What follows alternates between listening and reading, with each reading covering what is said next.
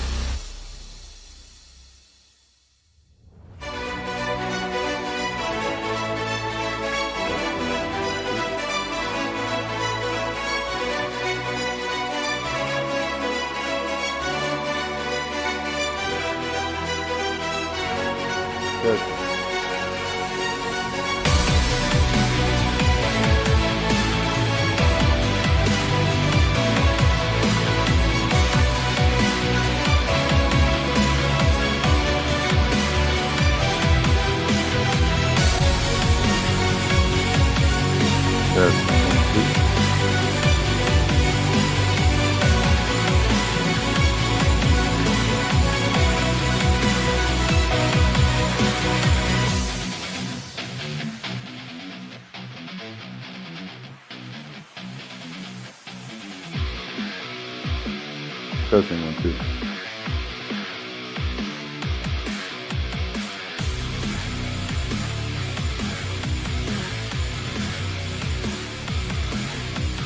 Okay.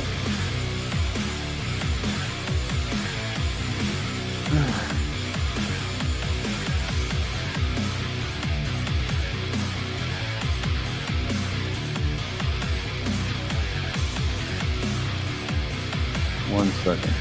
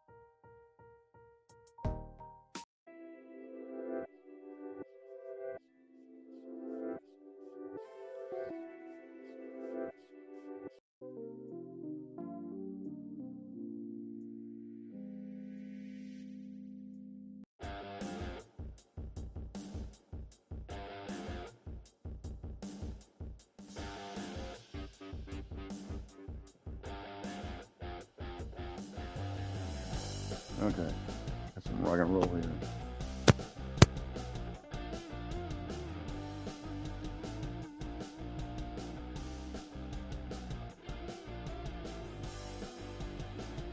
I'm going to go over some of what I think is happening.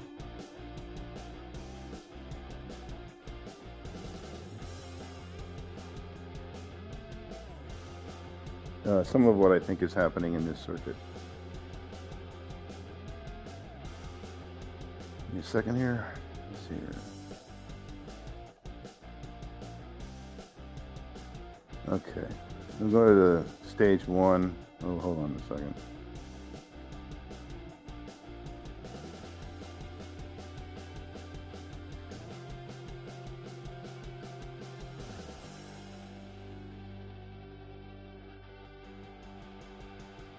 Adjust the screens.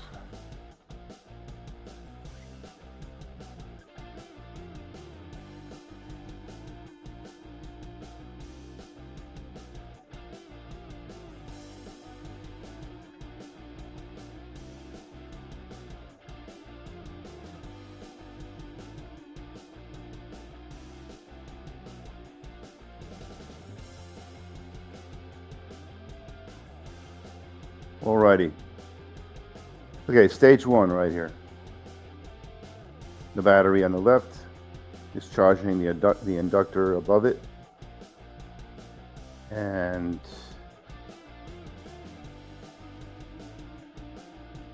that's all it's doing. So when that happens, you can drive a magnet on a wheel or a shaft with that field produced on that coil. Give me a second here.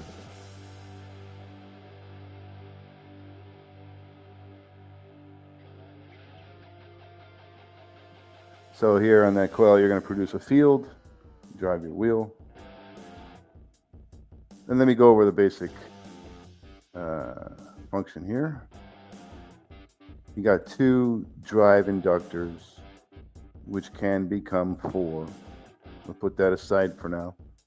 Actually, it can become any multiples of even numbers. But right now it's just two inductors. So each inductor drives the wheel on a certain portion of the cycle, SYCLE, the cycle, the 360-degree turn. So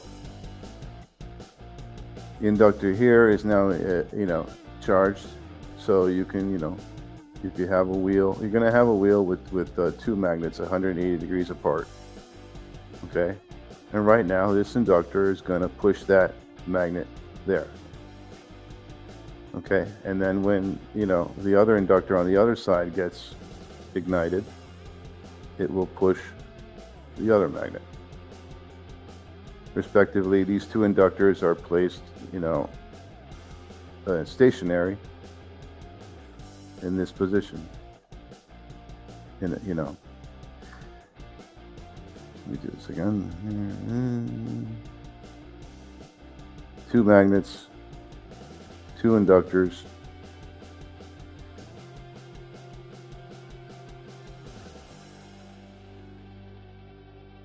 placed like so. Right now you have this. Oh my God, I messed up. Sorry, placed like so. This is my own circuit and I'm messing it up. Okay, the 2 inductors are 90 degrees apart. So right now this inductor is going to push this magnet. And when this other inductor gets ignited, right now it's not getting any power because the 2 switches are open. So it's not doing anything. And that would be this inductor here. And you don't want it doing anything because there's no magnet on the wheel there. You have to wait. So as this inductor on the left pushes this magnet,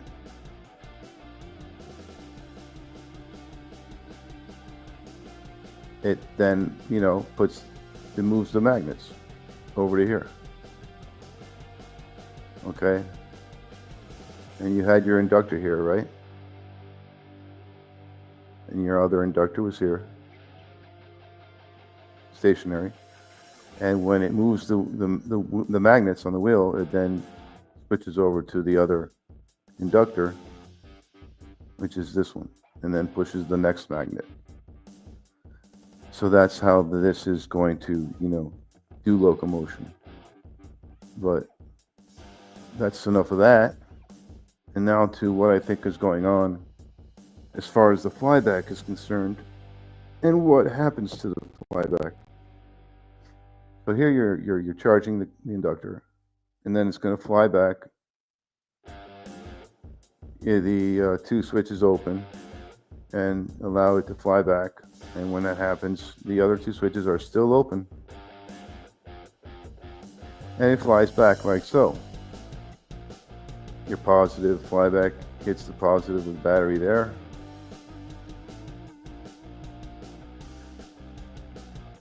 And the negative flyback hits the negative of the other battery. Now you see that the flyback from the coil on the left is feeding, is being loaded to the battery on the right. So essentially, those who like to talk symmetry here, essentially the flyback that was created in the coil on the left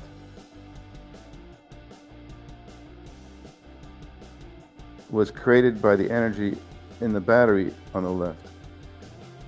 So the energy is technically different than the battery on the right. So then the flyback from the battery on the energy on the left, DC is then converted into a spike energy, sourced from one battery, and then the spike from one battery generated through one coil is sent to a different battery each time. So I kind of like that, personally, I kind of like that. It's just, I don't know how to explain why I like that. I do. So that's what happens here. After the wheel is spun by the induction placed on this coil previously over here, and then the induction is lost, but the flyback is generated and dumped into the other battery. And then the next portion of the cycle here is the other coil gets charged from the other battery immediately after the other battery received the flyback from the coil on the left. And then after, when this is charging, of course, you spin the other magnet on the wheel at that point. And then it opens up and flies back to the battery on the left. So the induction that was given to the coil on the right to create flyback of reverse polarity pay attention to the polarity here.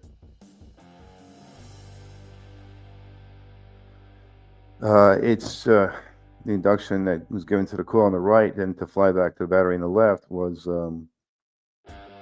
also coming from a different source. So the flyback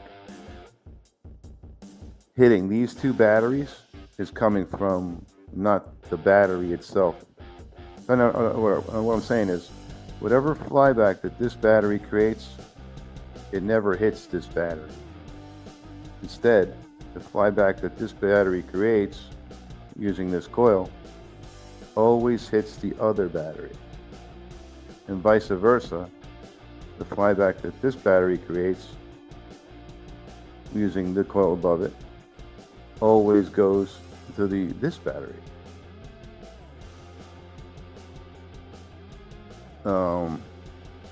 Yeah, so anyway, I tested this out with a single battery mode and single coil using double pole switching to see if the flyback was actually being preserved and not canceled out in the circuitry somehow. And it turns out that the double pole switching is fast enough to disconnect, so long as the two switches disconnect together, which they will because they're made out of the same material, the same piece of metal basically, or creating two arms. It was physically impossible for them not to switch together. But you know, someone suggested that the flyback is so fast that, you know, just because you have double pole switching, it wouldn't be fast enough to disconnect both poles of the battery from the coil to prevent the flyback from canceling. Because in previous videos I explained how if you only single pole switch,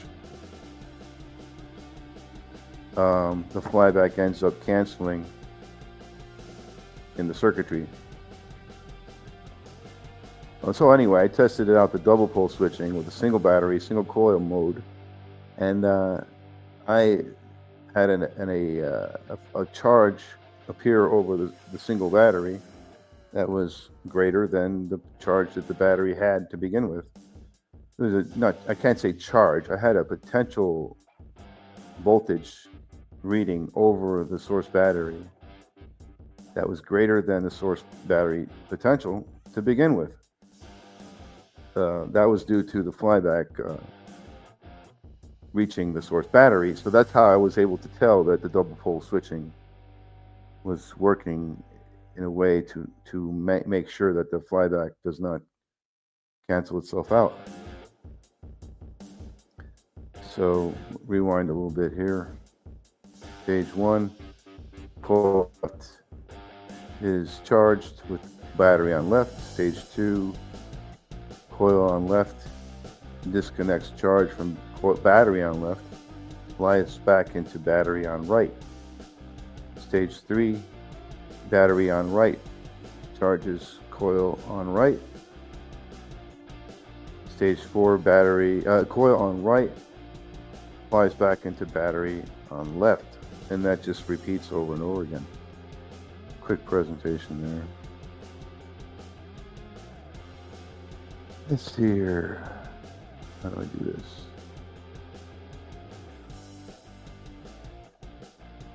Back to the regular live stream.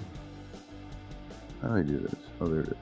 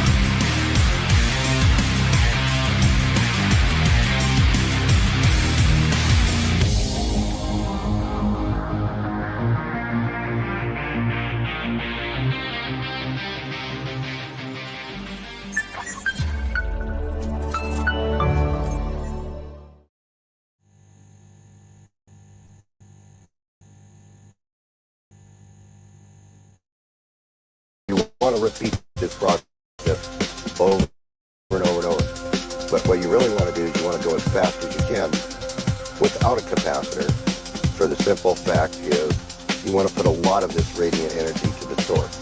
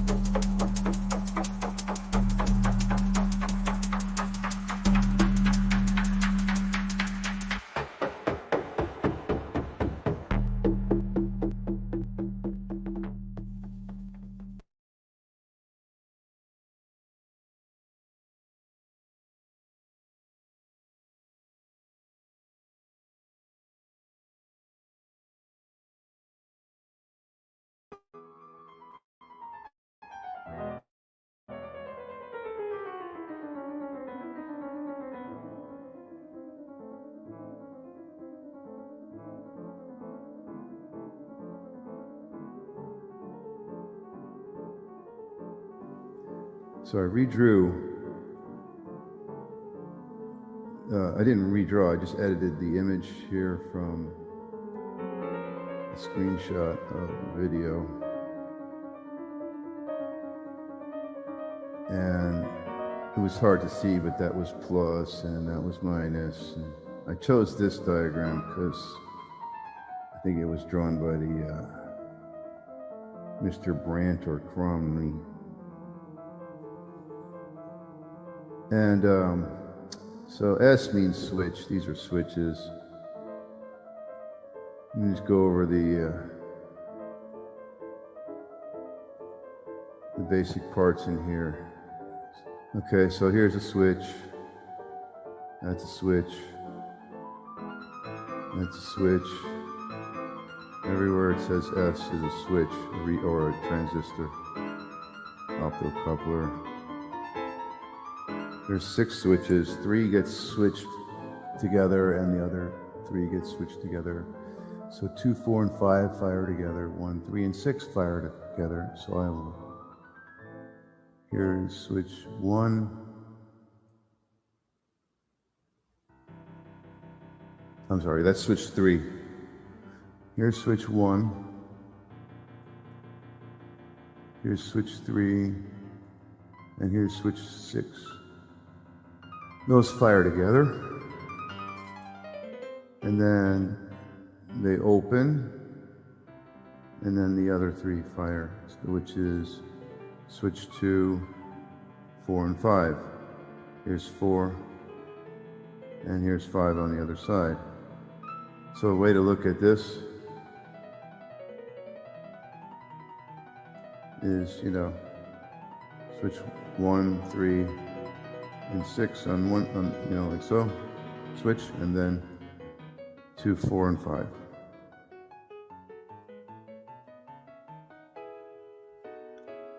That's the sequence of switching here. We're going to go with sequence 1, 3, and 6 to start. And we are going to close these switches and trace it with these switches closed.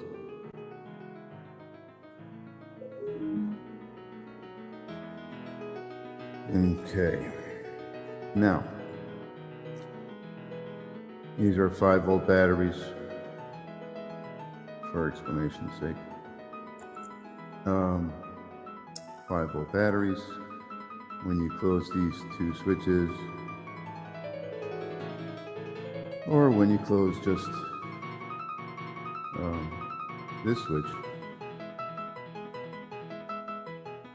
which is going to close with the other two at the same time. And then these two 5-volt batteries make a 10-volt plus at the top here where you see the red terminal, or the plus. So 10 volts plus is formed here, which was previously a 5-volt, and a 10-volt minus down here. And what happens, where does this 10-volt plus go when these switches are closed and the other three are open? Okay.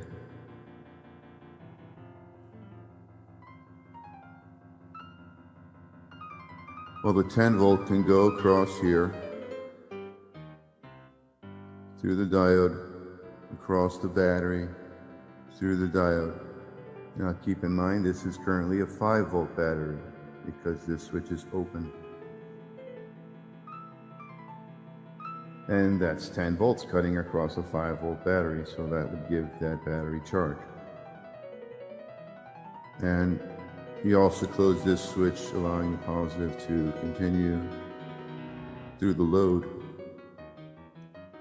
or to show itself 10 volts plus. It can show itself on this side of the load. At the same time, the same 10-volt positive goes down here through the other diode and the other battery, which is also a 5-volt battery, because the switch is open.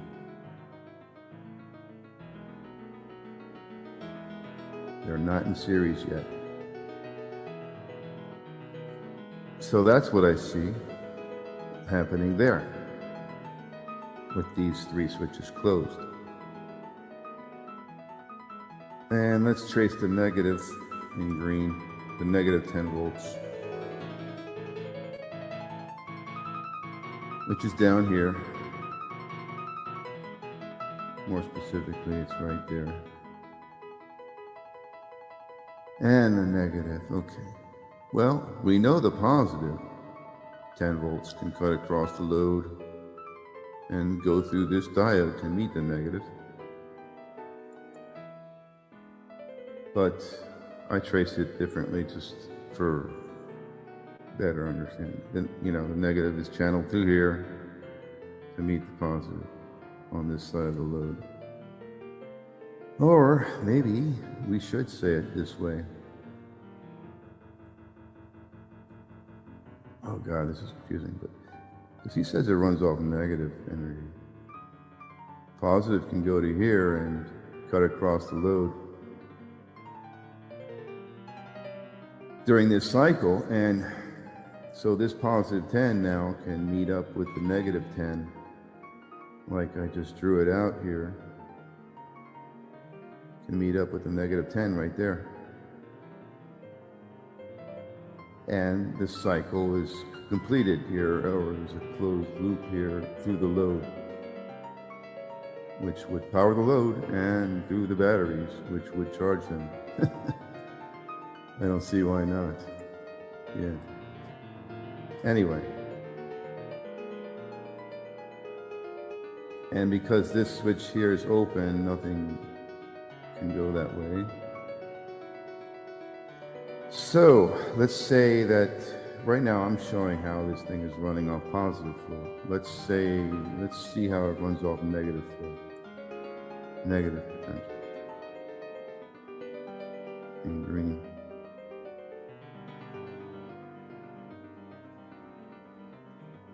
And then, you know, we don't even need to do the other side because it's the same function. Same thing's happening when you switch the other three and open up these three that are closed now. The same thing's going to happen. The same path that I'm drawing now, but the other direction. So I'm not going to draw it this time, but probably next time. So the 10 volts here, negative. Through this switching cycle will find itself negative 10 volts here on this side of the load. And at the next switching cycle, the negative 10 would find itself here. Okay?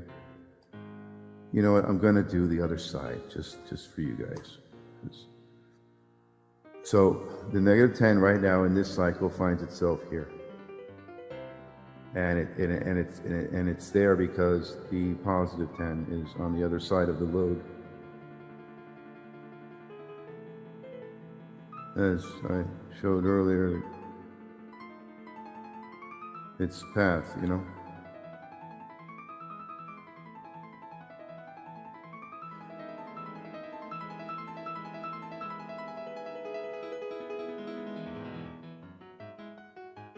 Okay, so, and now we see positive 10 on one side, negative 10 on the other on this load.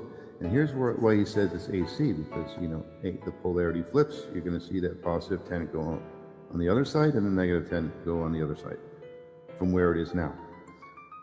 So let's do the other side. Let's switch the other side. We are going to switch instead of 2, 4, and 5, was it? All right, we're going to switch 1 this time. 1, 3, and 6.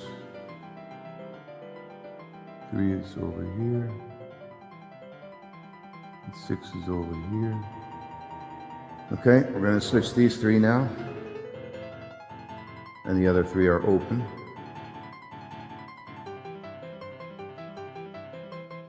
And let's trace it.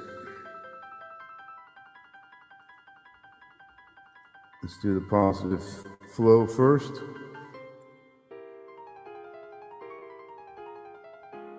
And did I do this wrong? Oops, I did it wrong. I switched the same side I already did. I'm sorry. Switch 2, 4, and 5 instead this time.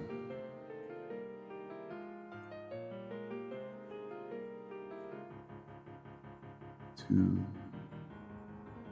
4, and 5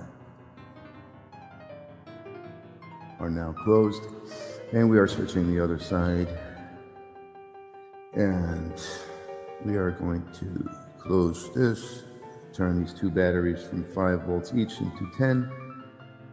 Positive 10 shows up here now, which was the previous 5. Negative 10 shows up down here. Positive 10. Again, you see he has these diodes here, you know? Right here.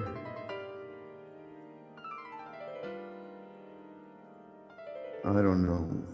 They're doing something. I think they're blocking a short or whatever. So right now the diode's facing, you know, it's hard to see, but it's facing this way. Both of them are. So that means this positive cannot get past here. Neither can this one. Something to do with the series connection of the 2 fibers. So the positive can go here through the switch now that it's closed. And it can go through this diode. Positive 10 can cut across a positive 5. Switch is closed, and that positive 10 finds itself on the other side of the load. This thing works, dude. I'm sorry, but this thing works. For anybody who is skeptical that whether this should work or not, as a educated electrician, electronics engineer, I'm telling you, this would work. So whatever. The positive 10 cuts through there, also cuts down here to the other battery, which is also a 5-volt battery. So you're sending 10 volts to another 5-volt battery. And that diode blocks, see? It can't go there. I don't know why. I think it's why he has that there. I don't know. But it can go this way through this diode and through that switch also. So that positive 10 from the right side can cut across both these batteries also, which are 5 volts right now, because this switch is open. They're not in series. So anyway, There goes your positive 10 on one side, and I'm going to trace it with green, the negative path. The negative 10 is going to go through the diode to here. And there's your AC flip of potential polarity flip. You know, AC flips the polarity each cycle. So with a DC switch, he's creating AC. Very efficient. Very efficient. There's no like way to lose power here because, geez, I mean, I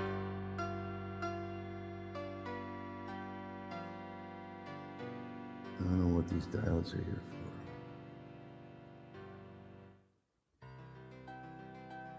for. Forget about those dots for now, but it's very hard to lose power here because in one cycle, this cycle, you see this 10 volt bank is sending 10 volts across a 5 volt path and another 5 volt path, and sending the total 10 volts to one side of the load. You know,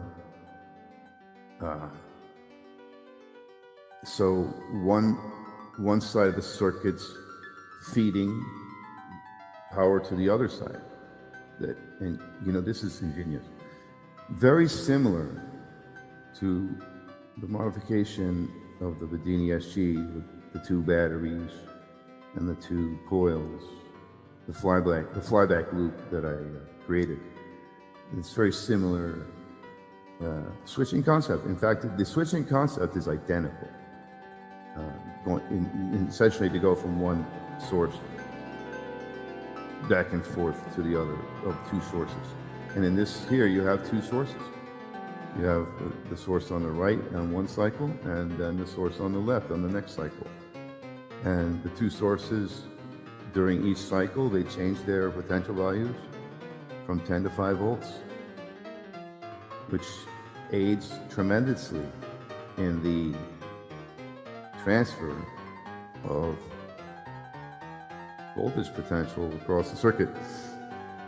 I think I pretty well covered this. There's nothing to do now than just replicate it. And I think the optocoupler of the switching is probably a good idea. I will re-edit this video with some pleasant audio in the background and repost it. Feel free to comment. And I hope you guys enjoyed the video. Over and out.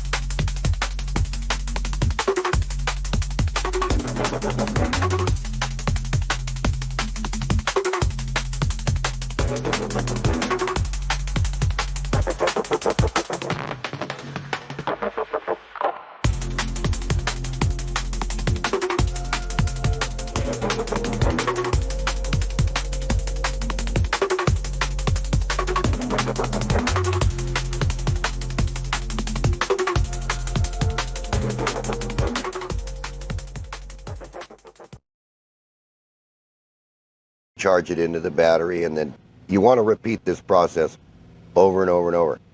But what you really want to do is you want to go as fast as you can without a capacitor, for the simple fact is you want to put a lot of this radiant energy to the source.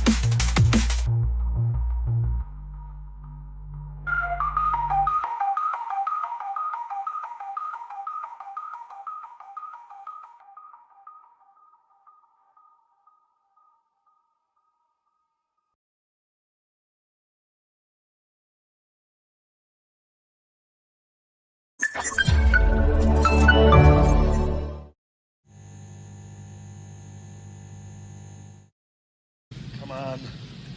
Do it. Do it. Do it. Do it. Do it. Do it. Do it. Who is doing it? Do it. Do it. All of it. Do it. Come on. Do it now. And I will do the rest.